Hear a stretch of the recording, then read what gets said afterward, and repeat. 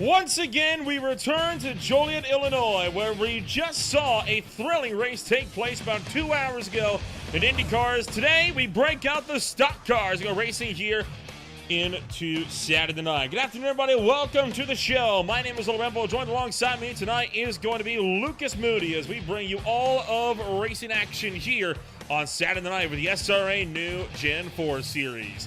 Lucas, it is round number 3. The opening 2 races have been true spectacles to behold, and this one here tonight is looking to be no different. Yes, the race that we just had last week at Old Atlanta was an absolute thrill.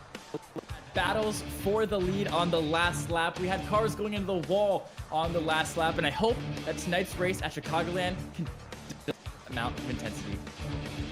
It's going to be a pretty hard-fought fight here tonight as racing action goes along. Let's take a look at the championship standings entering here this race here this afternoon. It is Michael Gudger right now standing at the top of the point scores. Now, of course, these are the live standings as they run now here in qualifying. Of course, this race setting to kick off here this afternoon. The actual standings still show Michael Gudger up on top of the points boards, right? He's got 86 points to Zane Bailey's 83. Cody Gibson down with 81. So the top 3 separated by only 5 entering tonight. So the point standing still has plenty of chances to swing around over the course of the next 120 laps or so. Yeah, and then going down further the list, we have Paul Witt in 4th with 75 points. You have Mark Arthur and Aaron Raymond tied for 5th on 69 points. And then just 1 point behind them in 7th is John Espawalda Jr. So a lot of this is very close. As you can see, we have only an 18-point gap from 1st all the way down to 7th. So this championship is really wide open right now. And no surprise, right? It's only race 3 of 12. Plenty of opportunities for drivers to fight this out with themselves here as this race goes along. We'll take a look at the point standings here entering, not the point standings, sorry, the weather entering this afternoon. And I'm going to be honest, pretty much unchanged from the Classic IndyCar Series race with the Paved Recycling Systems 300 that they held here just a couple hours ago. 72 degrees Fahrenheit down to the racetrack. With the IndyCars, it was 73. 5 miles an hour wind to the southeast. It was 3 miles an hour wind to the east for CIS. Humidity, virtually unchanged. 75 to 77% of humidity in the air. So I'll tell you what, if that Classic IndyCar Series was anything to go off of, which, talk about Daytona-style pack racing all the way through an open wheel, it's at 350 kilometers an hour. These cars here are going to be throwing up just as exciting of a show, albeit not with pack racing, but that strategy is going to be coming to life. Yeah, especially because this track is so cool. It allows this track to become multi-groove, gives the drivers a lot more grip, a lot more options, but also, you know, that factor of tire saving. We are at Chicagoland. It is a very heavily banked track at 18 degrees of banking in the corners, so it wears your tires a lot, especially if you're riding that high line all the way through. So these drivers, although the track is cool and there's going to be a lot of grip, they have to, you know, they have to be patient. They have to inhibit themselves to hold on to their tires to allow them to last an entire stint. Of course, Chicagoland Speedway, one of the newer tracks of the oval racing scene, honestly. It was first opened in 2001, where the Indy Racing League, as well as NASCAR, began to host races on an annual basis. Of course, in 2019, major racing ceased at this racetrack as a result of low attendance and exacerbated by the COVID-19 pandemic. There was, however, a one-off Supercross event that was held in 2023. And ever since then, this track is making a resurgence, right? I believe in 2026, NASCAR will host a 3-day race week here from July 3rd to 5th on Independence Day weekend. So I'm sure a lot of drivers are more than happy to find out that, hey, Chicago Speedway is back. It has always been one of those fan-favorite racetracks, and looking to be a good show here this afternoon as a result. Yeah, it is a very, very brilliant track, of course, in the suburbs of Chicago. And another interesting thing to note about this track is that the back straight, and you guys can't see this, but I put straight in quotation marks because there is a slight bend to it, which really allows, it's just kind of an interesting thing, as you can kind of see it there. It's not a completely straight, as you know, I want to say, but there's a slight bend to it, which kind of allows for you get a little more room on the exit of 2, and it also just allows for like shenanigans to happen with cars going on the outside of each other, you know, taking that to their advantage. So just a lot of really weird things that can happen with this unstraight straight. It is, of course, one of the most unique mile and a halves in the world, and that is what makes this track so thrilling to watch as drivers get sent to fire up those cars. Well, we got ourselves with everybody pretty much gridded on up here, so let's take a rundown of that starting grid entering racing action here this afternoon. Michael Gudger starts from pole position for Team IAL in the LSU number 64 for Torres, alongside the Monte Carlo of Elliott Kandra, the Napa Auto Parts 09. From there, row number 2 holds the Home Depot, number 19 Monte Carlo of James Yerger. Alongside him, it's the Ford Taurus of William McKellar with the Robco Industries Vault-Tec number 75 down in 4th. Row 3, it's going to be Aaron Raymond with the Kellogg's and Delphi number 6 alongside Zane Bailey's number 20. Row number 4, bring it up for Jim Duda for Ford Performance down to 053. He starts alongside Aaron May for Team SRA this afternoon. Top 10 then closed out by Seth Wilbur with the Cherry Coke number 18 alongside one Noah Swafford down in 10th. And it's starting these 120 laps in 11th will be the 16 of Dylan Wilbers alongside the 429 of Paul Witz. Then in lucky spot 13 will be that third gate of Thomas Lane Jr. And next to him will be that number 5 of John Bawalda Jr. Double Jr. And then in 15th will be Joshua Bark in that Ford Taurus, lining up next to John Holiday in that number 9 Ford Taurus as well. And then just behind them in 17th is that Phillips 7 machine of Kevin Roy and that 11 FedEx Ground machine of Jim Holmensberger. And that will round out your field. So 18 cars set to roll out here this afternoon. All but one have taken to the grid, just waiting here on John Holiday. We kind of talked about it before, right? But plenty of fantastic looking race cars out here as drivers get set to make their starts here this afternoon. John Holiday, by the way, not going to be taking to the starting grid here this afternoon. He'll be having to watch this race initially from pit road, unless he can get gridded up on pit road in time. But like you say, 120 laps, 65% fuel tank limitations. We are expecting this race to have probably about 3 or 4 pit stops throughout the duration. My mind is around 3, maybe around like every 30 laps or so. But I mean, this track, right, it is extremely fast. It's extremely high speed. Tires, to talk about, are going to be the big point of action here this afternoon. But could we be seeing anybody attempting a fuel game alongside that?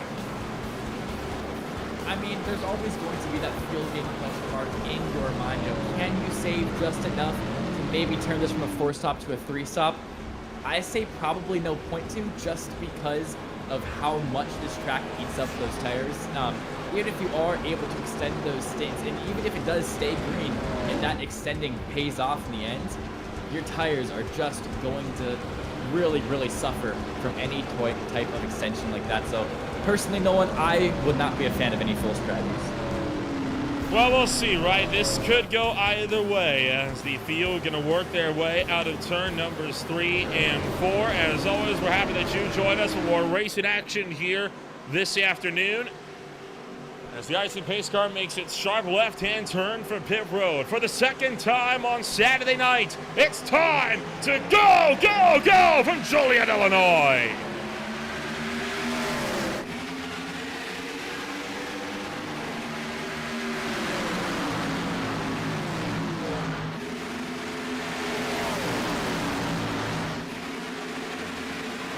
Trouble already! James Yerger going to get turned to the inside of the racetrack. He spins down to the inside. They're able to gather it up, but the caution comes out because Aaron Raymond has also been spun around middle of the pack, and a lot of carnage on lap number 1 to kick off race action tonight. Noah Swafford also with big damage here, Lucas. Yeah, I didn't quite catch what happened, but Michael Gudger, who our current championship leader, was able to hold on to that lead, so he did not get involved in that. But I just saw my entire timing screen turn red. There's a lot of cars that were involved in this. I do believe it happened just behind that LSU 64 machine. Taking a look here as it happened with James Yerger here. Got a little bit sideways off of turn 2, right in front of Aaron Raymond, who had absolutely nowhere to go. And as a result, ended up spinning up the racetrack, and he's the one that brought the yellow flag out right in front of Noah Swafford, who had to spin into the wall. But how about that? Look at Aaron Raymond able to wrangle that car back underneath him after all of that. Yeah, besides the 19 and the 6th, only that one other car of Noah Swanson was collateral damage from the incident. So, you know, all in all, not too bad from just what a self-spin at the front of the pack. That could have been a lot worse. You know, you've seen stuff like that turn into massive pileups of 7 or plus cars. So the fact that only 2 other cars were involved in that self-spin of 19, a lot worse could have happened. Take a ride on board with Aaron Raymond's number 6 here, as he battles his way here into turn numbers 1 and 2.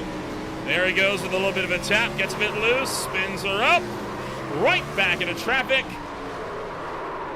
That is unreal that he managed to pull that car back underneath him and not get hit. Yeah, that was crazy. Of course, Noah Swafford, that 17 machine, unfortunately had to veer up into the wall to stay out of the 6 machine. And it looks like he did make it down pit road, so he is getting his pits repaired. Use that one fast repair that SRA allows each of these drivers. So even if your favorite driver was involved in that wreck, do not fear. They're back in the race with a fully fixed car and on the lead lap. But now we get take 2 here, as the lights in this pace car are probably going to go out pretty soon. Well, it's rough that you have to use the fast repair so early, though, right? I know, you know, it's a small consolation. Yeah, I get to get back out, but for some drivers, they're thinking, are you kidding me? My mulligan's already gone, and we're not even at the end of lap number 1 yet. I know some drivers that are not going to be very happy with that, because they're going to have to spend a lot of time at the tail of the field. And I can actually point out 3 drivers that chose not to take the fast repair, right? James Yerger, Aaron Raymond, they have all decided to, as you see, actually, Yerger having to wait for cars to catch up before he comes down pit road. But, you know, some drivers opted not to take that fast repair because they've decided, you know what, I'm just going to get whatever damage I can get fixed now, save the fast repair for later, because you never know what's going to happen further down the line. Yeah, that's of course very true, Nolan. You know, later down the line, you absolutely rail the wall and you break your engine, or you break a toe link, or maybe even something worse. That having that fast repair for that is much better than using your fast repair on something like 14 seconds of just cosmetic damage. So you're completely right. Some of these drivers might opt to uncheck that fast repair box, take their 20 seconds worth of repairs, and then save it for later.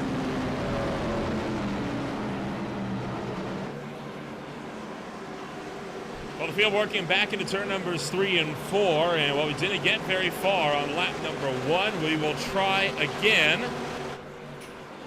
as Michael Gudger holds the lead of the race.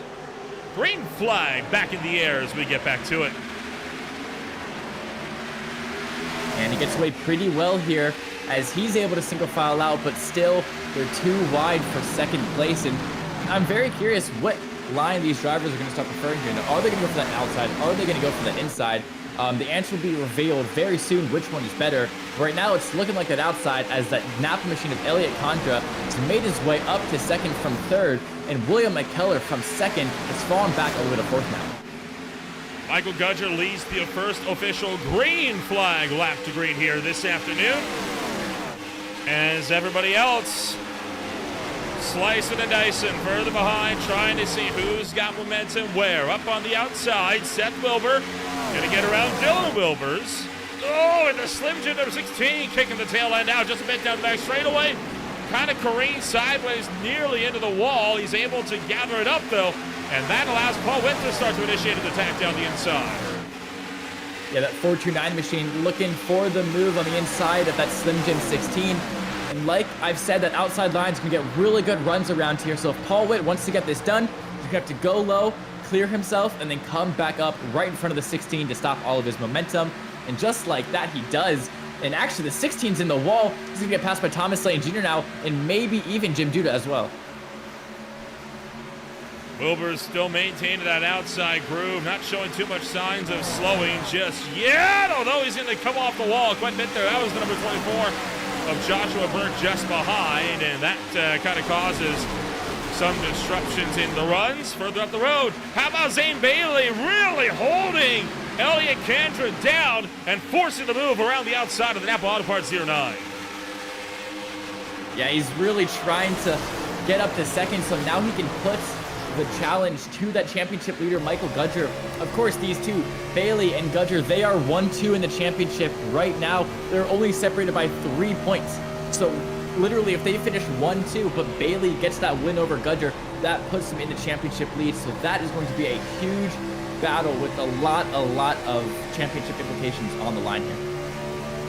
Elliot Kandra continuing to maintain his run up in that third place spot. Cruising her down to the inside line as Gudger and Bailey maintain their runs up high. So far, McKellar having a good run back here for that third place spot while they're going double file behind. Paul Witt, Willie McKellar, side by side as they come off of turn number 2, down the curve, brand back straightaway. And Witt keeps up the momentum on that top shelf.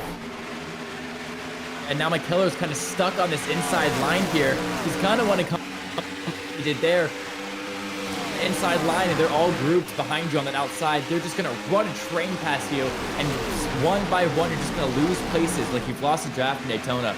It is a very bad feeling, so luckily for that 75, he was able to get back to that top line. Now he can actually put some defenses on, because I've said it already, that inside line is great for overtakes, Nolan, but when it comes to defending, you know, when it comes to just trying to pack race, the outside line is where you're going. Single file now all the way back through the field. And again, McKellar trying to open the door to the inside of Paul Witt. But so far, everybody else kind of running strong, running smooth. Everybody's finding their P's and Q's here early on. Nobody's making too aggressive a move as Kandra catches the wall. And here comes Seth Wilbur down the inside of Kandra. A big mistake for the 09 entry on the back straightaway. And doesn't look like a lot of damage on the right-hand side of that 09, but that's not a mistake you want to be making multiple times.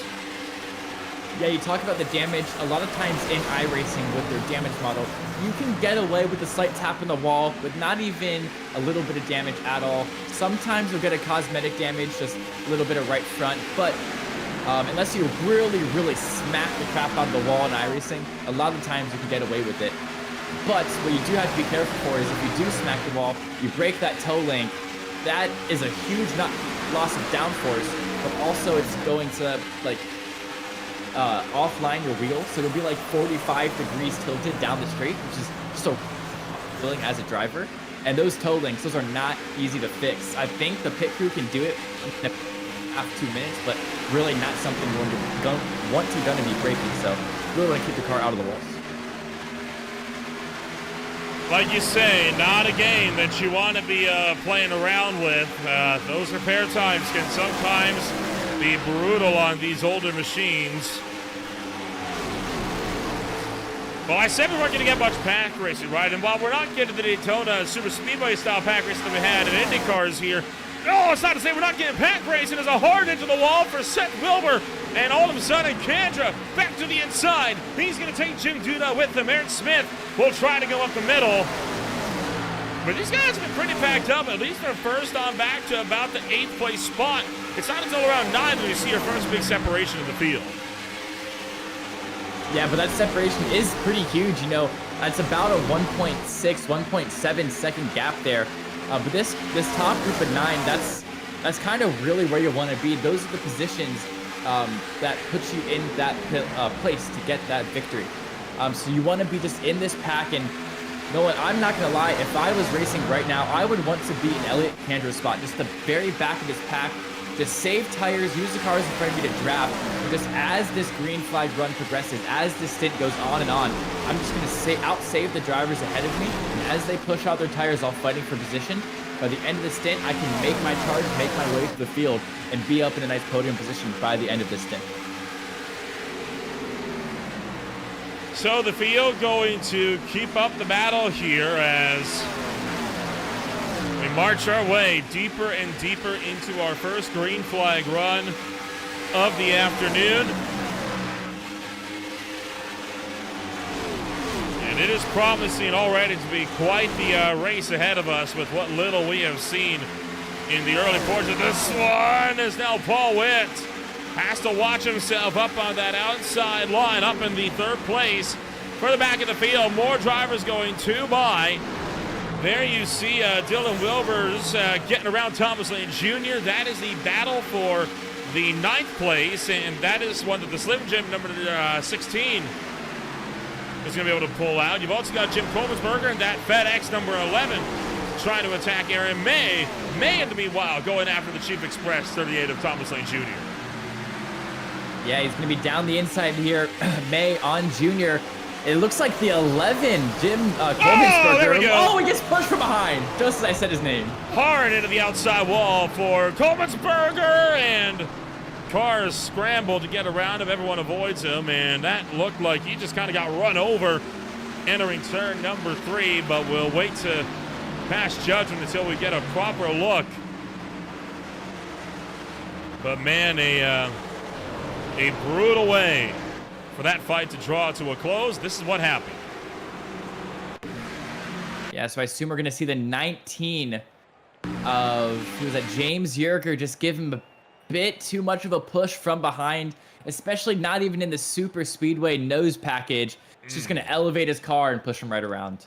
Yeah, spun him around, and he slides up into the outside wall. Kind of rips that rear bumper all to shreds there on the way into the corner. And boy, you saw other drivers just scrambling around like Josh Ward. That could have been a much worse incident than it ended up being. This is at speed coming at you.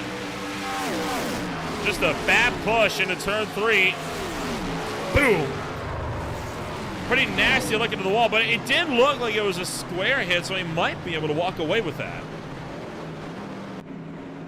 Yeah, James Yerger probably won't have any damage because you just give the car in front a little tap. You're probably not going to get much front end damage from that at all.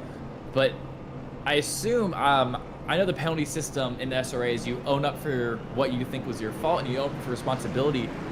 I don't know about you, Nolan, but that first lap incident, he self-spun. This lap incident right here, I mean, he got into the back of the 11. I don't know what 2 penalties in the same race does, but at least in the leagues I run, that's an instant DQ. It would be I believe, a 1-lap penalty here for you this afternoon. I will need to confirm. In the meantime, let's ride on board with James Yerger. This is what he saw.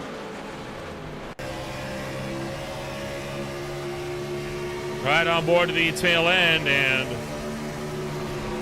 I mean, I don't know how else to put that, right? I mean, he never lifted. There was not a single moment where he was out of the throttle until after he had already spun him out. I mean, he was full throttle right into the back bumper. I mean, that's about as cut and dry of an incident as you could possibly get. Yes, especially when you're that close to somebody, especially in these Gen 4s. I don't have too much experience with them, but from what I've heard, they are much more touchy than the next gens, and even those are pretty loose as well. So in these Gen 4s, when you're that close to somebody, you really want to give the car in front some room going into a corner. So just lift off a little bit early, brake a little bit early. Not only will that avoid any kind of contact between you two, but that also gets you a better exit most of the time. So if you're able to lift off a bit earlier, brake a bit earlier, and really prioritize your exit, that can set you up really nicely for that stretch going down into turns 1 and 2.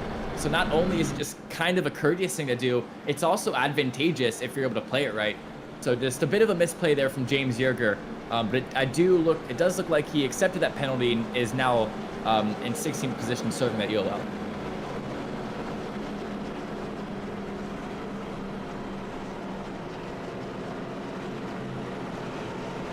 Sorry, I'm just trying to track down what the procedure is for numerous penalties. I believe it was a 1-lap penalty that had to be served, and then the third, a disqualification, although I will need to reconfirm that. They may have changed it to just EOLs with this new post-race review system that they put in place during the ARCA Blitz this past season. Green flag goes back out in the air as Michael Gudger takes off, leads us back to green. Zane Bailey in second, McKellar back in third, Raymond in fourth.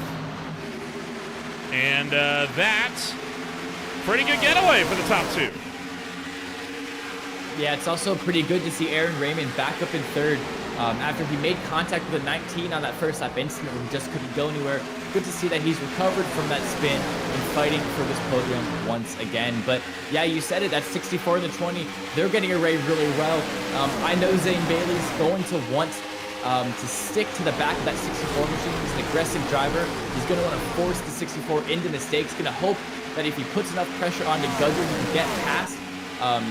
Maybe not if by, you know, you doing something sneaky, maybe just your own will. So we'll see how that plays out in the end. But the 75 trying to bring Aaron Raymond back in there.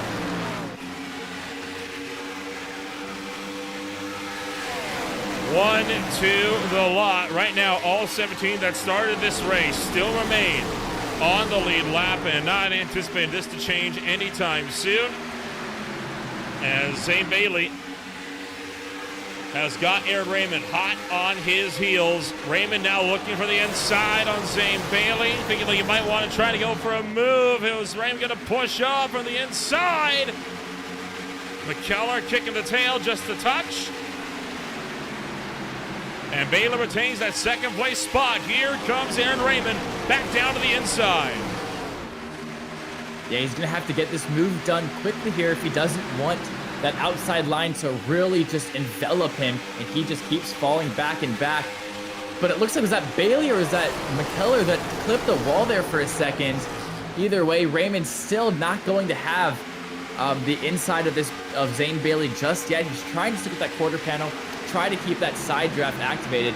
It's just really, really tough here when you're on equal tires, when you're on equal footing like this. It's really hard to get that slide job done, you know, actually clear yourself, unless he really, really sends it in on the brakes, which is probably the only way he's going to be able to make this pass done. So here comes Gudger. Gudger still retaining the race lead, while Zane Bailey tries to make moves up high. Aaron Raymond cutting up into the middle of these guys. McKellar has been holding on to fourth place for quite a while. I find it interesting, right? McKellar's been an interesting case. He has been overtaken, right? But he has also been doing overtaking himself, so he has been one of those drivers in the unique position of he keeps on getting around drivers only to be passed back by somebody faster just down the line. We're looking for 3 wide into turn 3. Yeah, you said it, 3 wide. This is the 16, the 10 of Aaron May, and the 17 of Noah Swafford, I believe. In the bottom, and the 17 is going to get loose. Has to take to the apron. He's going to back out of that one. Loses the position to that 19 and 38 of Thomas Lane Jr. So Noah Swafford, unfortunately, on that occasion, got the short end of the stick. But it looks like Yerger probably still has some lasting damage from those wrecks, so he might just be able to get that place back if the 19, excuse me, is a little bit off pace here.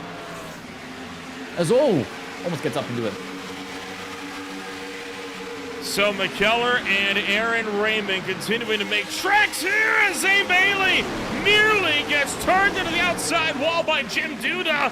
Duda cutting up the middle line here as McKellar now under fire from Aaron Raymond, trying to make that drive up the number 2 spot. He's into the outside wall. Duda comes back to the inside, and all the while, Paul Witt trying his best, just has nowhere to go. And look at McKellar there riding that high line, looking for a really good run. I really like that strategy. You know, if these cars are all fighting for that inside line, just go all the way up to that top line, run that wall. You can get a great run coming down the straights, have an insane amount of momentum and speed. And look at that, he's able to retain his 3rd place, and now he's even attacking the 6 of Aaron Raymond. And unfortunate event there for Zane Bailey, who was in 2nd, now all the way back in 6th, Miller. A quarter of the way through this race, 31 laps down, 89 laps to go. And still they remain packed up like sardines up here for the front runners. Back behind, James Yerger around the outside of Thomas Lane Jr. Noah Swafford, who we saw get loose earlier on. He's trying to cut up around the outside of that number 38 as well. And the Chief Express machine can be forced to drop down another spot as Swafford has found that second win as he's trying to regain lost time. Yeah, as you said it, you talked about the lost time. Aaron May, he's going to want to try to pull that gap, that 1.2 second gap now to Seth Wilbur in that 8th position. You know, you really don't want to be stuck in this bottom pack. You really just want that, if you're back in like 10th, 11th, 12th, you want to be as close as possible to that front pack. As now it's James Yerger going for the move on Aaron May in the 10 car. He's probably going to be able to get that done on this occasion. Looks like he has the clear up top. He had it mid-corner, just wasn't aggressive enough to make the move. Didn't want to risk getting crashed out on that occasion. I 100% understand that. But he's going to stay low here. He's going to try again into 1, but probably just doesn't have the momentum out of 2 and might even get passed by the 17 of Swafford come corner exit. Well, you got Noah Swafford up on the outside line. You've got James Yerger still in the mix as these guys just cutting left and right. Everyone wants a piece of that 9th place just up the road. But Aaron May starting to pull clear. James Yerger now going to try to look around. We got to fight for the lead on as well. Aaron Raymond throwing the attack on Michael Gudger, the inside of 1. It didn't work out. Gudger pulls clear for the top, but Aaron Raymond just made it clear he is not content to run second fiddle. Yeah, and I'll tell you what, Michael Gudger really, really wants this win of a season full of second places so far. A second at Daytona, a crushing second at Old Atlanta, literally loses it on the last corner of the last lap. He's tired of finishing second, I can tell you that right now. He wants to win here tonight. He wants to show why he is the leader in that championship standings. And he's going to do everything he can to defend from the 6 of Aaron Raymond, from the 20 of Zane Bailey, who's up into 3rd now once again. And I can tell you right now, the LSU machine will be driving forward ultimately. Paul Witt scrambling out here as Seth Wilbur maintains a run down to the inside of the racetrack. Elliott Kandra and Jim Duda trying to go up down the inside, as well as Kandra tracking up on the bottom. He's going to stop about a lane away from Jim Duda, and that is going to let Duda pull around the outside of him as well. Well, for now, this battle going to keep up a very strong pace here. There you see Aaron Raymond. Raymond trying to hang on against Zane Bailey and Michael Gudger. Gudger so far with the lead, but look at Raymond setting up that run down the back. Yeah, you said he's setting up that run now down into 3 and exiting 4. Zane Bailey takes this low line. Raymond all the way up, riding that wall. We see a lot of NASCAR racers do that professionally, and that's going to give him a great run on the 64 here. Look at that, he's all the way up to his bumper. If he can find his quarter, he might just have him move into 1. On this occasion, he tucks in, doesn't want to get too aggressive yet. Still very early on in the race, not even a third of the way through. No reason to ruin your race on lap 39 of 120 Nolan.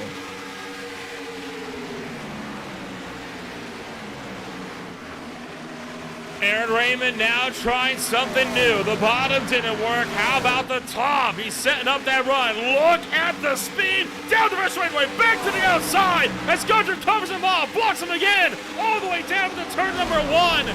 Aaron Raymond up to the outside line. Can the Delphi Kellogg's number 6 get the driver to the outside? Contact for the lead on the back straightaway as Raymond tries to force the issue. Gudger pinched him up to the outside line, refusing to let him take this one easy. Gudger keeps his pace and is put down on the bottom. Contact again coming off of 4. Yeah, he got exactly where he wanted. To be. He got to the outside of Michael Gudger. That outside line is super, super nice around these intermediate tracks. Your run down the straights is absolutely amazing. And it's contact again for the lead as they're running each other all the way up into the wall. Michael Gudger is not having this again. They're still rubbing each other down all the way into 3. Raymond takes the high line once again. These two are not giving each other an inch.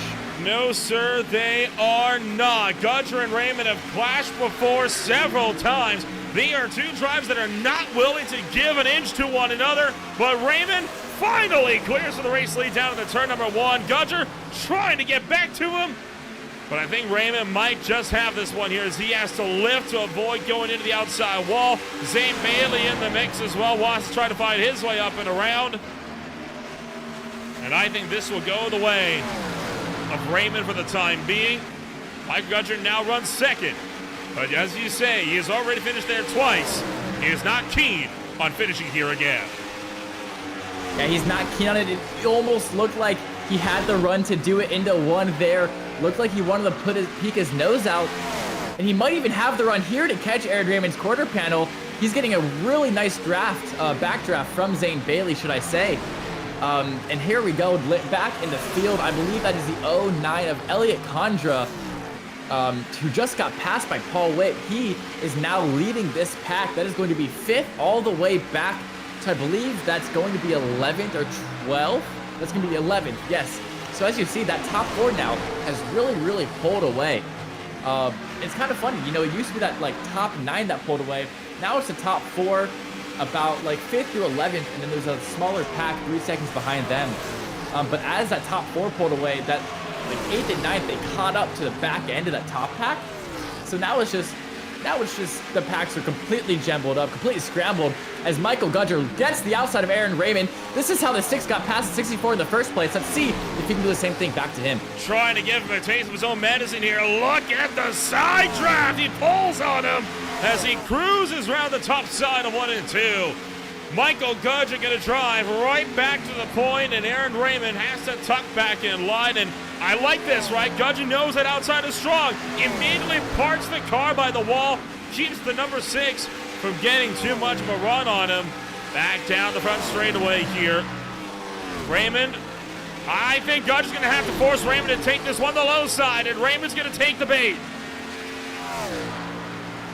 Yeah, he's not going to have enough. Just that inside line is really only good if you have a huge tire offset or huge tire advantage, and you're able to send it in, you're able to clear yourself by the end of the corner. That's where the inside is absolutely golden. But when you're just fighting with everything else set equal, that outside is looking so strong here as the 429 of Paul Witt side by side with the 17 of Noah Swafford. That's interesting because Paul Witt literally 3 laps ago was leading that pack. So he's dropped back 2 or 3 places now. Sorry to cut you off. A big slide job from Aaron Raymond. Gudger pays him back. A door check coming off at turn number 2 to the back straightaway. Zane Bailey's now involved in the bout. He gives a bump to Michael Gudger entering turn 3. Yeah, no, you're right to cut me off. This battle is so much more important. Zane Bailey waiting in the wings, waiting for these drivers to take each other out or make a mistake. Gudger rides the apron all the way to that yellow line on the bottom, comes up the track. Aaron Raymond now has the outside line, that preferred line. He's going to be back to the point. Aaron Raymond jumps back to the outside line. Zane Bailey right behind him. And again, I want to point out, this is what the fight is like in the first half of the race. If they get this close together again in the back half, we are in for a treat here this afternoon. But right now, Gudger continuing to make that drive happen. And just like Gudger did to him, Raymond holding the outside line, forcing Gudger to take this one the hard way down on the inside. And I think Gudger might be out. I think Gudger's just had a disconnect from the session. I think he might be done for. No way. The race that he was leading, that he was in contention of winning, ends in the worst fashion possible. That is so unfortunate for the 64 driver. Pit stops right on cue here as Elliot Condra and Aaron May both come down to pit road. Thomas Lane Jr. is going to be in as well. I'm not going to lie, that puts a sour taste in my mouth, right? I mean, not Gudger's fault. Nothing Gudger can do about it, right? Nothing Raymond can do about it. Nothing Bailey can do about it. That's one of those, you know, it happens type of moments, but man, it still sucks to see a great fight end that way. Yeah, because that was a fight that you talked about it. We're not even halfway through the race yet. That was a fight that would have carried on the entirety of this rest of the 70 laps we have here at Chicagoland. And unfortunately for Michael Gudger, it's just going to end in a disconnect. Not much he can do there.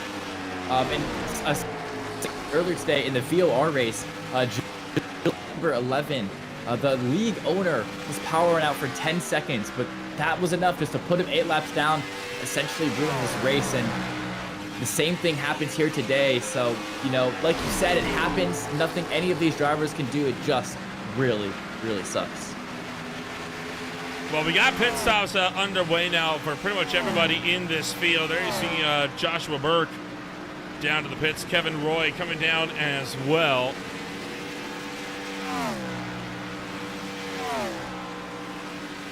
So the field, well, they're going to make their way on down here this afternoon, and gosh, what a shame. What a massive shame. Well, the pit stops are going to shake up the field regardless, right? I mean, this is going to kind of break a lot of drivers up. And I'm curious to see what's going to happen here. What a damage it looks like. Dylan Williams is number 16 on the way. Look at that right front. I can't. Is that the Slim Jim car? It is. It's kind of scuffed up a little bit there. Just a bit of, I don't know if that's cosmetic damage, a bit of like bending. Well, it's fixed now because you used fast repair. I'm not going to lie, I would not have used a fast repair on that. That didn't seem to warrant a fast repair. I'm willing to bet he didn't mean to do that. Yeah, probably just forgot to uncheck it. Maybe didn't even know there was damage. A lot of drivers don't have a damage report button binded. It is something you can bind in the game. It's something that I have binded. But a lot of drivers just probably don't have it binded. He might not have even known that he had damage because it was so minimal that it didn't even affect his driving. Race leader Zane Bailey comes down to pit road. We already saw Aaron Raymond into pit road. There comes Paul Witt just behind. He comes down pit road, and that will close out the that'll close out the first run of green flag pit stops here this afternoon. So it will be all's well that ends well for this field here for the time being. And I believe, I don't know if you caught that, Nolan, the 64 of Michael Gudger, he is back and reconnected. He is, but... So 4 laps down of the LSU machine. We got a lot of cautions. Enough lucky dogs, he could be back in it. But it's good to see him back out on the racetrack. That's going to be infuriating for him, though, right? That's the 3rd week in a row where he's had problems, and this time not even of his own doing. Aaron Raymond takes the net race lead by a different zip code. He is already up by 2 seconds, and that gap still growing as Zane Bailey is still trying to get up to speed as they come around to the turn numbers 3 and 4. And in the end, Raymond will have a 2.6 second gap that Bailey's got to try to run down. Yeah, that's going to be that undercut for you. Aaron Raymond put just 1 lap early. That gives me a 2.6 second gap over Zane Bailey. But of course, it is Chicagoland. And around a lot of tracks, I would tell you that 1 lap of tire difference, that doesn't mean anything. But around a lap like Chicagoland, 30 seconds of high banking, scrubbing your front tires, a 1 lap delta might actually be a lot around here. So that might him later on in this stint. But for that to happen, it has to stay green, and that is what I'm going to hope for, Nolan. William McKellar looking for the inside of Elliott Kandra. So we might not have a fight for the lead, but we certainly got a fight here for the 3rd place spot. And critically, we will have a fight for the lead before too long. Zane Bailey already reeling in the gap down to 1.7 seconds between he and Aaron Raymond. This gap quickly coming down by several tenths a lap. It was down by half a second a lap the last time by. And it will likely be something similar. So Raymond is not going to be securing that lead for long. Yeah, either Aaron Raymond made a mistake on that last lap, the one you're talking about, or he's just saving tires a little bit.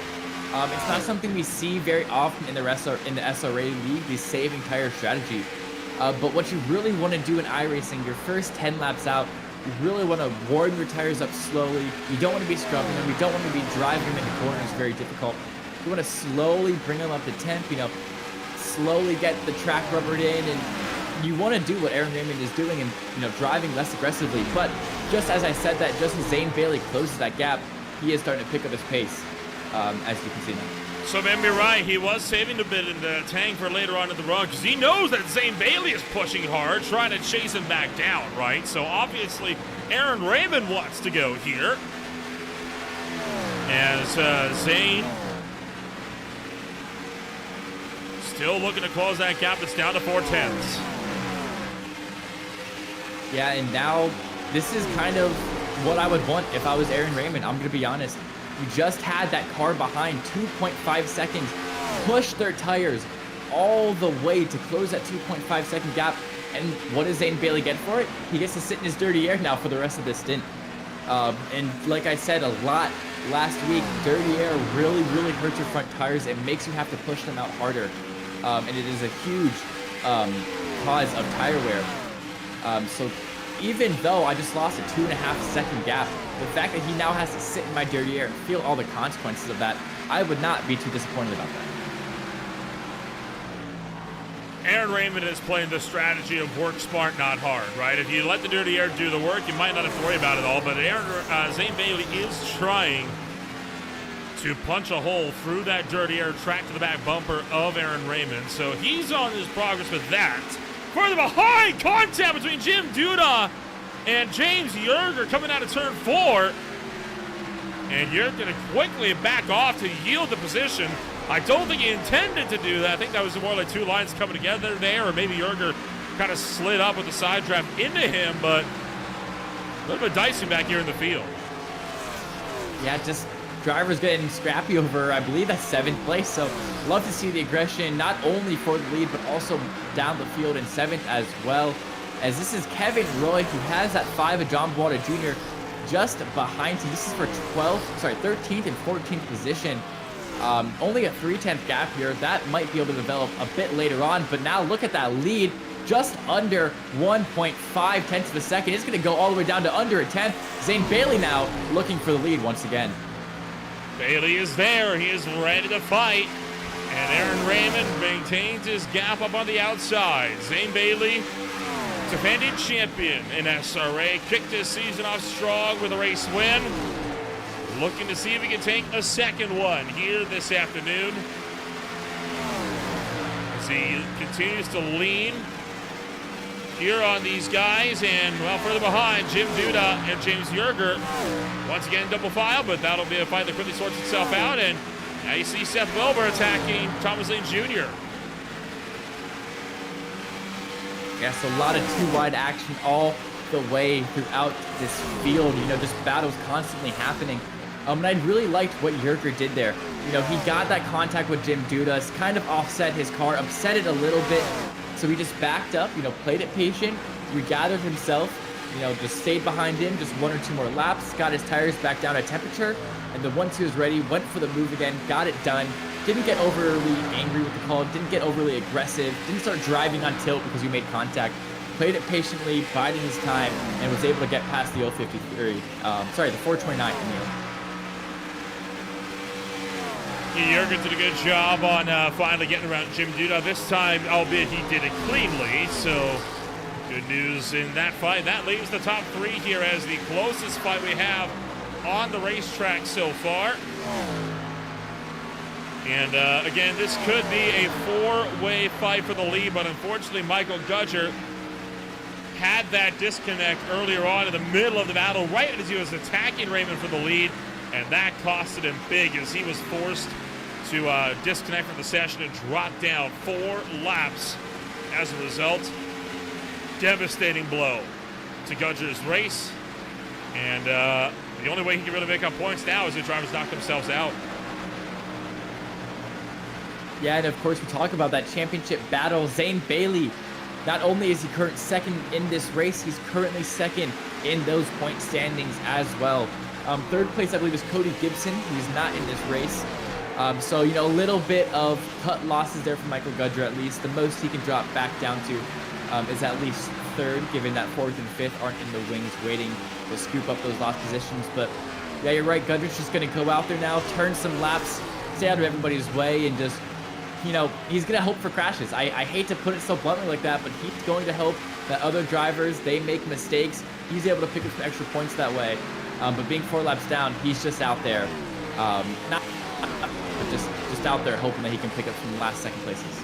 Right now, Zane Bailey would retake the points lead ahead of Michael Gudger as a result of that, showing just how crucial that dropout was for Gudger, right? He's now dropped 11 points behind Bailey on the top spot. Aaron Raymond would also be jumping up too, so you would have 2nd through 4th separated by only 5 points. If you include 5th, that's only an 11-point spread, and 22 from 1st to 5th. So the battles are very much still intense here this afternoon, and critically, there's not a lot to keep Zane Bailey from taking that top spot at this point in time.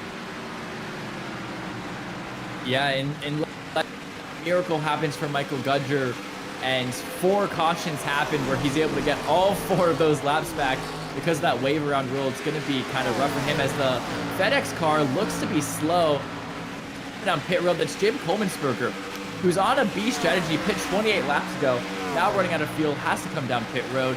And here's the 09 car of Elliott Condra, and then holding off Aaron Main, that 10 just behind him. No man's land right now. You know, they got 3-second gap to the car in front, about a 3-second gap to the car behind. These two are just free to fight it out with very little consequence. So the fight going to keep on up here as we got 50 laps to go this time by. Next run of green flag pit stops not far away. We'll see who's going to be where when we return in just a moment here on Green Flag TV. Stay with us.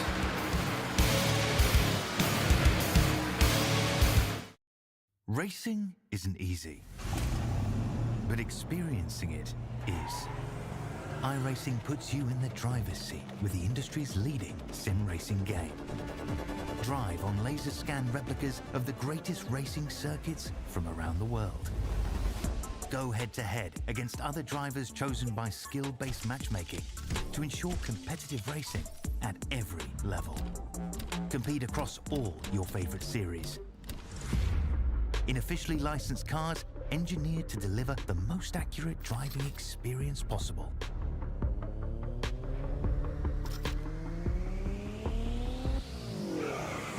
Join a race or host your own with players from across the globe. Race against the computer or in a league with friends. Feel the thrill behind the wheel. Visit iRacing.com.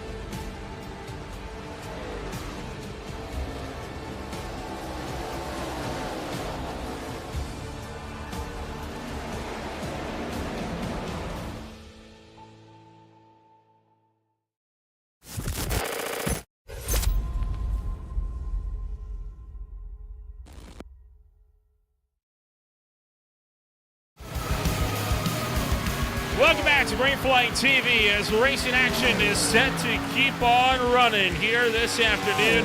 A hard-fought race that we have seen from the field this afternoon, and it is not going to be going away anytime soon. If you're just tuning in, welcome to the show. My name is Lil Rambo alongside Lucas Moody. We are bringing you all of racing action from start to finish here of the SRA Gen 4 Series. As, Green Flag pit stops are underway here this afternoon, and this race gets set to kick off once again. Now, interestingly enough here, Lucas, Raymond took 2 tires on that stop. Whoa, that is bold. If I'm being honest, that is very, very bold. We've seen 2 tires all times in SRA, a lot in the old Atlanta, and I know you weren't at that race, but I know how we remember is that a lot of those didn't end up going too well for people that took 2 tires. So very risky strategy there from Aaron Raymond, especially because he was in the lead. There's no real reason to take those risks unless he just wants to pit early, get the undercut, take 2 tires. I mean, he's going to have a huge gap as we're 3 wide here out of the pit lane. That's the 16 Slim Jim machine up top, the 429 of Paul Witt in the, and it looks like, yeah, that is not Seth Wilbur, sorry. Yeah, the 16 machine gets really, really nice out of that. Dylan Wilbur, sorry, that's who it is, as he's now in 2nd place. 053 of Jim Duda coming down pit road as well. Zane Bailey still yet to pit.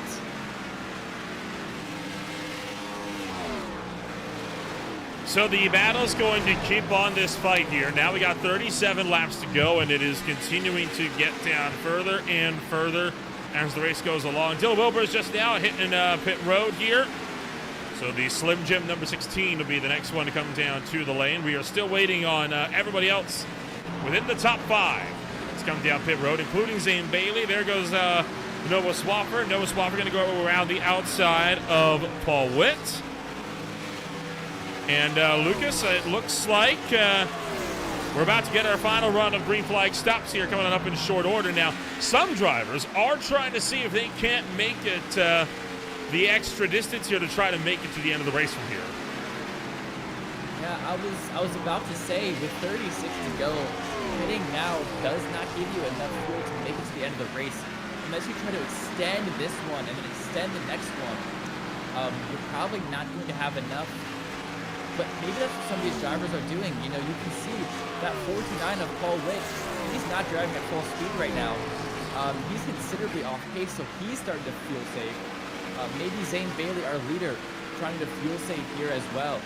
So some of these drivers, some of these cars trying to shave an entire stop off of their pit strategy here. It's going to be difficult, but if it works out, I mean, you saved 30, 35 seconds by not having to hit that pit stop. Well, the battle's going to keep up the pressure here as we still have a good distance to go here in racing action this afternoon. A good chunk of drivers have started to drop off a little bit from the leading runs. I think we're not going to be seeing many battles picking up here until we see Zane Bailey and co. coming down pit road. And in fact, here comes Paul Witt down to pit road right now. So Paul Witt comes down, and critically, James Yerger has hit the mark. He can go to the end. He ran 3 or 4 laps this stint. He can go that 34 to the end as well. Yeah, and also take a look at Zane Bailey on lap 32 of his stint. With only 34 to go, he just has to make it 1 or 2 more laps. He's going to go to the end. And Nolan, let me tell you who's not. Aaron Raymond, who's been leading so much of this race, was not fuel saving when he was fighting with Zane Bailey. So that 6th machine, he's going to have to take him a pit stop. It's not going to be a good end of the race for him if it stays green. So if you're Aaron Raymond, you're going to want to be hoping for a caution here. Now Zane Bailey also takes his pit stop. He got 33 laps in that last stint, has 33 to go here now. So as long as he does that exact same fuel saving strategy that he just did, he can make it to the end of the race on this stop. Doesn't have to stop once again, while many of the other drivers do have to stop at least once. So the field set to make yet more stops here as the race goes on. James Yerger going to get off of pit road here and start to take off as well. Aaron Raymond holds the lead. McKellar on 4 lap older tires. He's right now dropping a bit further back through the field. The driver that is at the first chance on having a shot here to potentially catch Raymond, I believe it'll be about Elliot Kandra, but he is now on 8 lap old tires, and frankly, the 2 tires, they've been working extremely well for Aaron Raymond so far, and these 2 tire stops late in the race, this is a strategy that has worked out for Aaron Raymond several times before. It's almost a signature of his, so I would not be surprised if we see this go his way, because what he has done, he cannot go the distance. What he has set himself up, though, is for a very short splash and go to bridge the gap. Yeah, no, I see exactly what you're saying. So he's just going to use this fuel set, run it out as much as he can, taking that 2 tires and, effectively getting that undercut by pitting so early. He's giving himself a huge gap to do so. But already he has a 6-second gap. He's going to spend this stint extending and extending that gap, come down pit lane for a short, 2-3 second pit stop, and come out and hope that he can keep as many positions as possible. But, you talk about 2-3 seconds in the pit stop, you forget about the whole run, that 20 seconds of slowing down your car, trundling down pit road at pit lane speed, and speeding it back up to racing speeds once again. If he wants to win this race, he's going to have to pull out, in my opinion, probably a 25-second gap to the cars behind if he wants to make the splash dash strategy work. Yeah, he's got a distance to go, doesn't he? So here we see Aaron Raymond. In fact, here he is. He's coming down pit road now, going for the splash and go. Now, I like this call. This guarantees that if something goes awry, he can capitalize on it later on down the run. So Aaron Raymond is playing the smart game here this afternoon. Willie McKellar just now leaving his stall as well to get back out on the racetrack. So Raymond into the pits. He is officially going to lose the lead of the race. And we'll see. There goes right sides on the car. And he's tanking all 4. Yeah, so not a splash and dash. He is just going to fill up full of fuel, get 4 new tires as well. They'll drop him all the way down to 10th position, maybe even 11th. Yep, there it is, going to be 11th position because that's the 19 of James Yerger passing him as well. But he is going to stay on the lead lap. So he's taking that pit stop early. I don't too much see the strategy. I just think that he made some, unfortunate calls earlier on in the race that didn't just go out his way with the way that this race stayed green and kind of been cautionless. But now he's all the way back in 11th. He's going to have to work his way up 28 seconds if he's going to want that race win. Except, although I'm kind of not correct, am I, Nolan? Because a lot of these drivers still have to make another pit stop. From what I can tell, every driver is at 38, Thomas and Jr. in the wall. Yeah, Thomas Lane catching the wall over at turn number 3. That's going to cost him a spot up to Seth Wilbur just in front of him. So Wilbur able to get around down a good drive. 26 laps to go, and this field's seen a big spread up and down. Anyways, you were saying, sorry. Yeah, no, all good. Everybody in front of Raymond besides Bailey, Paul Witt, James Yerger are going to have to make another stop. So, in my eyes, Aaron Raymond is effectively in 4th position here because a lot of these drivers still have to make one more fuel stop. Well, Lane has quickly run Wilbur back down again, and in fact has actually made the pass around Seth Wilbur as well. So a good solid drive for him. Meanwhile, Paul Witt and James Yerger going at it. Yerger close into the back of Paul Witt. Looks for the inside as the Abbott box 429 tracks up to the outside line. Yerger maintained the run down low, but he is putting that clutch a little bit. He's trying to coast and guarantee himself a chance to make it to the end of this race. Yeah, I believe that's James Yerger who is in that fuel window. If he's able to save enough, all he has to do is extend this lap or this stint to 33 laps, which we saw Zane Bailey do. We saw many of these drivers already do that extension to 33 laps. So of course you can't, be full pedal to the metal every single lap. You do have to save a little bit, but there's no reason burning out your fuel fighting these cars that are guaranteed to have to make another pit stop. So yeah, if I'm James Yerger, if I'm in that 19 machine, I'm just staying behind a car, staying in their draft, happily lifting into corners, and just being happy that there's a car in front of me, if I'm honest. Like, just what Zane Bailey is doing right now. Even though the 09 of Elliott Condra is the leader right now, I will just want to sit in his draft, use him as my tool, use him to fuel save. There is no way Elliott Condra makes it to the end of this race on this fuel tank. So, use that 09 being there to your advantage. Make it a very easy saving tool to get yourself to the end of the race. Well, you heard right there, Zane Bailey is putting in the clutch as well, so he is deliberately choosing not to go for the pass here. He is using Kendra to save fuel, and the reason why he's not eager to get around him, he knows that Kendra can't make it. Kendra did not make the number. Elliott Kendra has to go down for a fuel-only stop yet. Zane Bailey can potentially go the distance here if he can just keep putting in that clutch and hit that fuel number here. That's why we see him put in the clutch here and not going for the overtake. It is strategic from Zane Bailey. He's trying to avoid a fuel-only stop. As Seth Wilbur comes down pit road, he couldn't make the number. And Nolan, can I say how much I love that onboard where I can look at their pedals? Because right now I can tell you exactly what Zane Bailey is doing in every single little detail of his pedals. He's lifting early, rolling the car into the corner while holding the clutch, putting that engine to neutral, putting the revs all the way down, saving as much fuel as possible. And then you'll see, you guys might at home been confused about this, maybe even thought it was a glitch. In the middle of the corner, randomly, he hits the brake really hard for just a split second. And I can tell you why he's doing that. That gives the car a good burst of rotation. He can chuck the car in, finish the corner, and then he can get back on the gas to complete and get a good amount of drive out of the exit. So it's really interesting. He's letting off early, holding the clutch in, slamming the brakes a little bit for rotation, and then getting back on the gas to exit the corner. And look who they have just caught, William McKellar. McKellar had to make that extra pit stop, right? He is now all the way back in 11th place, and boy, how the mighty have fallen for that fallout number 75. He was looking to have such a good run tonight, and was up there battling for the lead, and yet having to come down pit road because he didn't anticipate the fuel strategy. It bit him hard. Now he's about to go a lap down.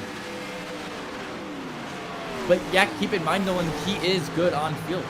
So, of course, he is sitting down in 11th, but remember, a lot of the drivers in front of him aren't good on fuel, so even though he's sitting all the way back here, it's probably a 5th or 6th place. So it's still going to be a decent points haul for that 75 machine, as Zane Bailey has lost his drafting partner, unfortunately, and I think he's just going to this is very smart, look at that, lets the 18 sail right past him and says, I choose you to save fuel with now. Not like you got a choice, right? I mean, what is Seth Wilbur going to do? Just sit behind him and waste the fresh tire advantage that he's got here? Yeah, as I think actually the 18 just drove away. I think Seth Wilbur, all those fresh tires, Nolan. I think he just completely drove away from Zane Bailey now, so not actually going to help Zane Bailey much at all because those fresh tires are good. So kind of funny misspeak from my position, but it is what it is. Willie McKellar still trying to fend off the field. He's got Paul Witt now round the outside, and Seth Wilbur trying to find his way through as well. Now, keep in mind, Wilbur is a lap down from even these guys back here, so he is not in any hurry, I imagine. Joshua Burke, really slow here. Take a look at Burke here, coming off of turn numbers 1 and 2. Or 3 and 4, sorry. Oh, he tried to come to pit road and he missed it. Yeah, right about there, he realized, nope, that's not happening. Yeah, just in case a bad day gets worse there for the 24 of Joshua Burke. Already sitting 2 laps down. That missed pit stop probably going to put him a 3rd lap down as well. As the 75 fighting with the 7 here, I don't believe that's for position. I do believe that's Kevin Roy on fresh tires. A lap down, and 75 is the wall. He's got to lock in if he wants to finish this race. Wilbur's down to pit road as we've now got 14 laps to go. Looking for in fact, just took 13 laps to go. Zane Bailey now with a 1.9 second over Elliott Condra. And then, to be blunt, the next car that can make the distance is Aaron Raymond, and he's 21.5 seconds back. Zane Bailey may very well have gained fuel strategy here to perfection on this. Now it's just a question of, can this car make it to the end? Does he have the fuel to make the distance? You take a look at that telemetry again, coming down to turn number 1. He is no longer clutching and coasting. He has hit the number. Wow, good stuff from the 20. You know, of course, they have so many external tools. I choose to use iOverlay. A lot of drivers use Race Labs as well. They just tell them the exact number they have to hit, and as long as they do everything to that number, they know they're good for the race. And yeah, as you said it, you can see much more aggressive on the brakes now, not holding that clutch mid-corner. He has hit his number, and he does not have to fuel save anymore.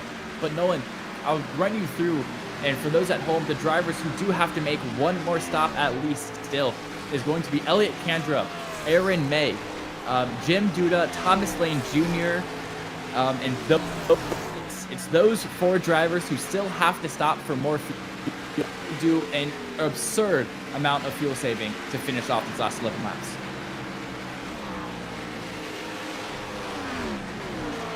Well, we got a little bit of a 2-day vacation here on Green Flag TV as a result of the Labor Day weekend coming on up here. We do have the first ever presentation of the Green Flag TV vault. Join us tomorrow at 7:30 p.m. Eastern Time as we will take a trip back to the past and take a look at some of the wildest finishes in Green Flag TV history. This first volume, of course, coming at you specifically from 2023. Our next race will be on Tuesday night with the SRA Gold Series out for their longest race of the season at the Charlotte Motor Speedway. That is followed up by the Beer League at Montreal. Average Joe's Series will also be out of Chicagoland with the Speed Cup Series out at the Worldwide Technology Raceway.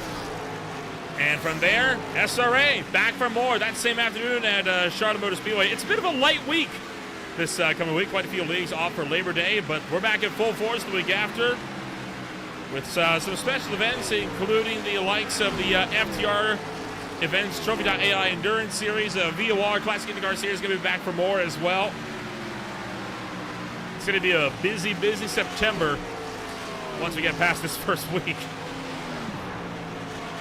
Yeah, and then we talked about those drivers that hadn't made their pit stops yet. Here they come now. Elliott Kandra, Aaron May, Thomas Lane Jr., all making those stops right on time, right at the 32-33 marker of their stints.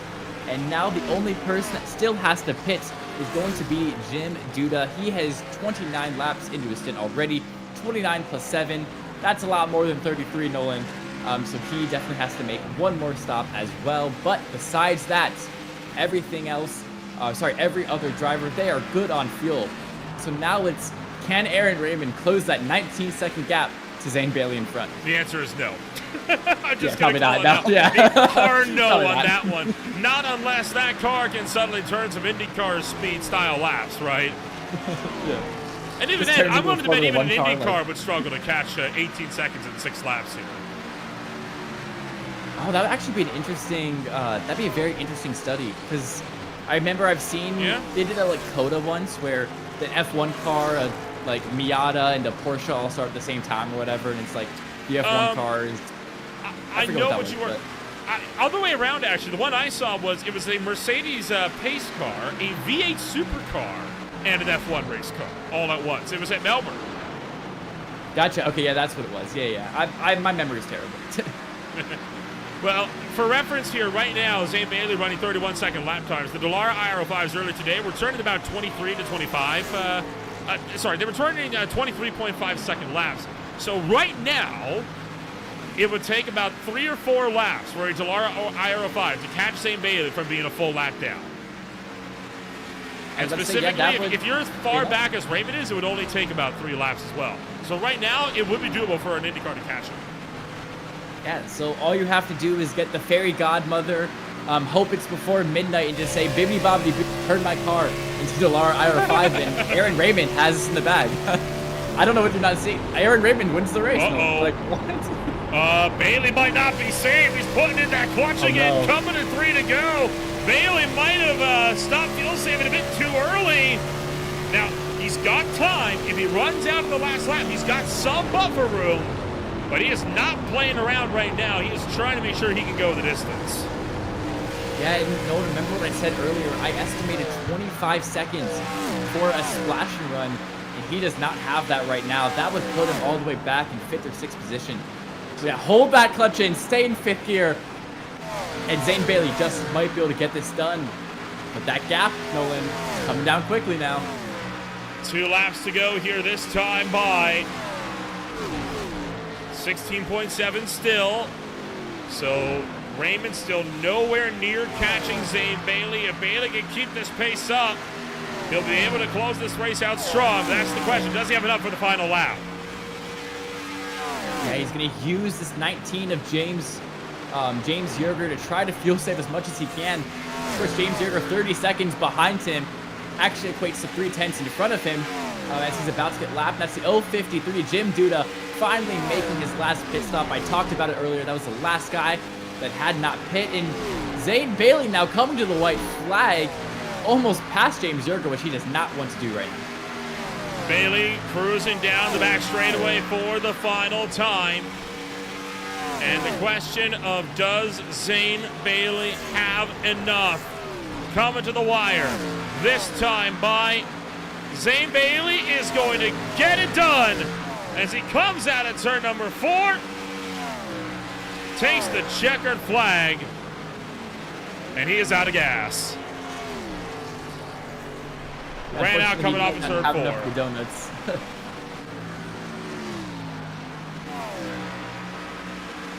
And there it is, Aaron Raymond, 15 seconds behind, gonna close it in for a 2nd place finish there. And then William McKellar, another 10 seconds behind him, will round out your podium.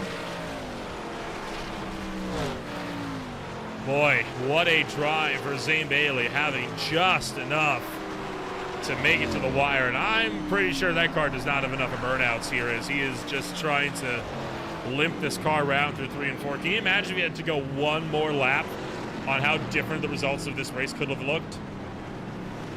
It would have been chaotic. It would have been him holding on for dear life, coasting around the track 80 miles an hour, losing a spot to Aaron, maybe even William as well. But, I mean, at the end of the day, the worst he could finish was 6th because he was a lap ahead of everybody else. So, definitely worth the risk in the end there. And he does have enough to give us a little bit of the show here. Just enough left in the tank, as he's able to give us a little bit of a smoke show down here on the front straightaway. But boy, a wild race here that we had this afternoon. Let's take a rundown of your official post-race results here this afternoon, as it is going to be the likes of Zane Bailey coming home number 1 this afternoon, ahead of Aaron Raymond. Willie McKellar comes home in 3rd. Paul went back and 4th. James Yerger, the last car on the lead lap, down in 5th. From there, Kendra, May, Wilbur, Swavern, and Roy all finished this race 1 lap down. Yeah, and then in 11th is 18th of Seth Wilbur and Jim Duda in the 053. And then 2 laps down is Thomas Lane Jr., Jim Coleman-Sperger, John Bualda Jr. Then 3 laps in 16th place will be Joshua Burke.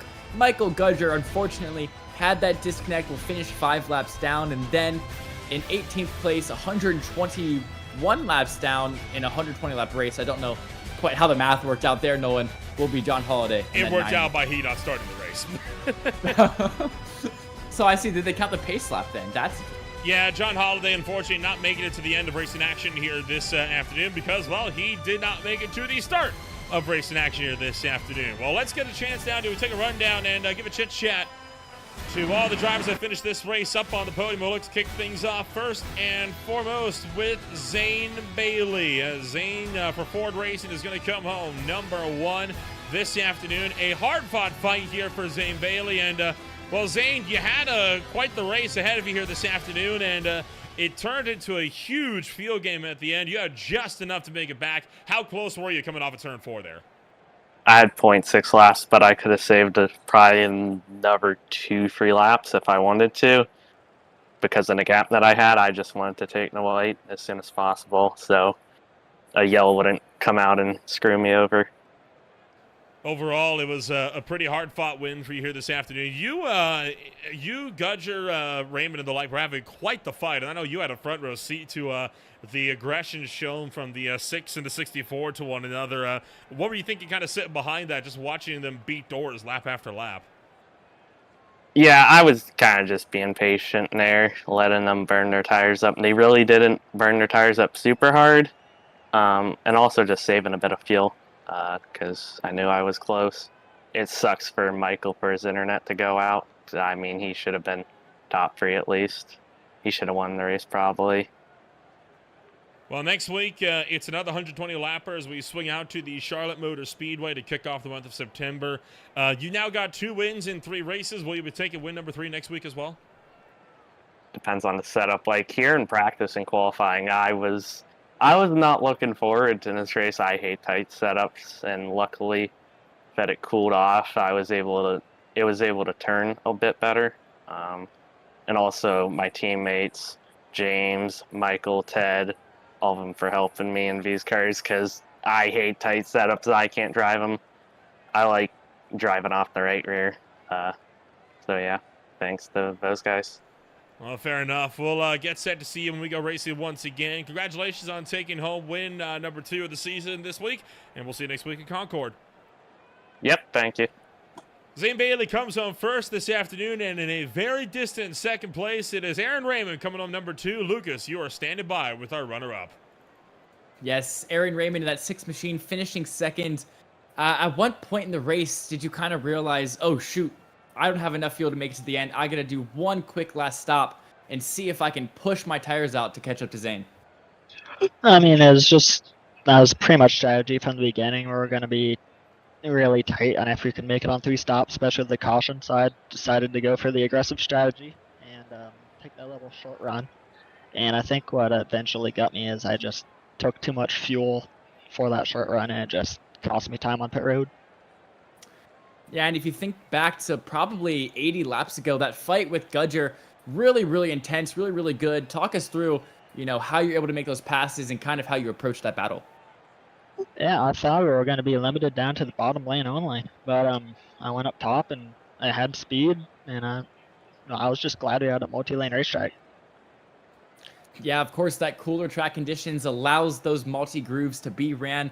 Then my last question for you, approaching Charlotte next weekend, are you excited for that? Do you have any strategies that you want to pull out there, or how do you like the track? I like Charlotte. I usually run well there. I'm just going to attack it like usual, and hopefully the car's a little bit loose. All right, well, thank you so much for taking the time to join us. That was your second place finisher, Aaron Raymond. I believe Nolan is standing by with third place, William McKellar. William McKellar is going to walk it off here, 3rd place here this afternoon for the number 75. William, it's been a bit of an interesting start to the season for you. I know your SRA career has had its highs and its lows. This definitely one of the highs here this afternoon, even if it comes about through some pretty awkward pit strategy. Talk us through the night. Tonight was just weird. The first set of tires felt fantastic. Felt that, if I wanted to go up and pass the guys in front of me, I probably could have. And I'm like, I looked at the number of guys we had show up. I'm like, we're going to go caution free. So I need to plan for caution free. And then we get a caution on lap 20. And I'm like, I didn't know what to do. So I was throwing stuff at the wall, praying something was going to stick. Well, overall, I would say it's stuck for the most part, albeit when people were coming down for those final stops, right? I mean, you went a lap down initially as a result of everybody having to come down pit road. You cycle back through, but you ended up, we're talking down to 12th, 11th place. Did you think back then you'd be up here in 3rd by the end? I had a feeling because I was hearing the guys calling out who was pitting and who wasn't, and all the folks who pit before me, and I'm like, well, they're not going to be able to make it. I mean, I didn't think Zane was going to be able to make it, and he went something like 35 laps on a tank of fuel. So shows what I know. But, I was like, I think it'll work. I'm not going to catch Aaron. I know I wasn't going to catch him because he was just mad fast tonight. My goal was just get back past Zane and then see where everything lay. And, I'll take a 3rd place. 3rd place, it's a solid night in the office for you. Talk about championship-wide throughout the season. First podium for you this season. Do you reckon it's going to be potentially opening up the door for some title hopes? I think so. The Gen 4 car, I love how this thing drives. It is, we had the ARCA car last season, and that thing is a draft master. And this thing, I mean, it's certainly got its draft characteristics, but I'm gonna be real. This car is a handful. It's either wicked loose or it's wrecking tight, and it's something that it's all about throttle control, saving those tires, and that's the kind of racing that I enjoy. So this thing feels tailor-made for me. I think we might be in the conversation come the end of the season. Well, we'll wish you the best of luck when we return to racing action. In the meantime, congratulations on coming home number 3 this afternoon, and we'll see you next week in Concord, North Carolina. Thank you. Willie McKellar comes home 3rd this afternoon, and well, with all of that, that's going to take us to the close of our post-race interviews here this afternoon. We look to the championship standings after tonight, and well, no surprise, Zane Bailey up on top by 12 now, ahead of Michael Gudger, who managed to make a solid recovery drive to the number 2 spot. Paul Witt sitting back in 3rd as well, with Aaron Raymond now back in 4th after he had his 2nd place finish this afternoon. So, Lucas, overall, looking like this championship is setting up to be a good one here this afternoon. Yeah, the unfortunate disconnect from that 64 machine leaves it wide open now, because if he would have won or even got 2nd or 3rd place in that race, he would have a pretty large gap to Zane Bailey. But because of that internet problems, he's actually sitting 12 points behind Bailey instead of in front of him. And yeah, Aaron Raymond, who finished 2nd in that race, makes a huge jump all the way to 4th in the standings. So it's going to be very tight heading into Charlotte. Still a lot of action yet to follow up here in the championship as the season goes along. Before we get some more racing action here this afternoon, it's of course going to be more racing on Tuesday with the OMS Gold Series slinging out to Charlotte Motor Speedway. A lot of leagues out at Charlotte this coming week. You'll also see the Highline Diecast Collectibles Speed Cup.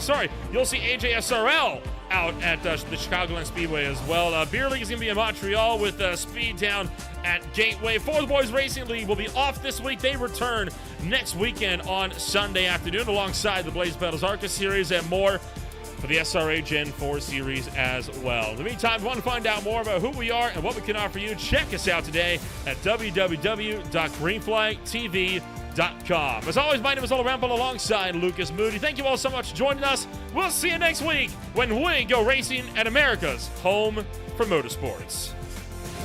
Peace.